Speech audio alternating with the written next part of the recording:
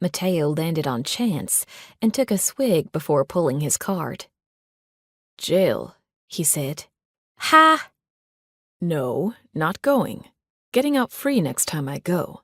Be nice, and maybe I'll bail you out sometime." "I'm not going back to jail." He raised an eyebrow at me. We rounded the board another few times each, and by the time I had all the railroads laid out in front of me, along with no money at all, thanks to Mateo buying up the whole side of the board with boardwalk, we were both giggling. But a light dread filled me as I rolled and counted spaces for my next turn. "Boardwalk," Mateo announced, grinning like a kid. I dropped the little cannon on the space and sighed. I hated losing. "I don't have it. You win." "Not like that," he said, sounding sad. "You can mortgage stuff. Take a loan." "I don't like accumulating debt.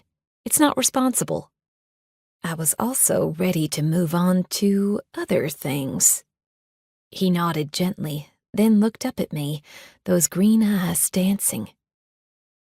"I can think of another way you might work off what you owe."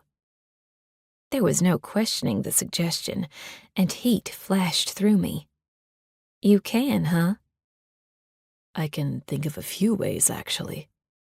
His eyes dropped to my lips, and I felt it as surely as if he'd run a finger over them.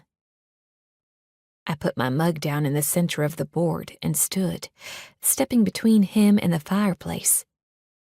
"Show me," I said, reaching a hand down to him. He took my hand and stood, inches from my face. I could smell the whiskey on our breaths and the heat emanating between our bodies, which were just inches apart.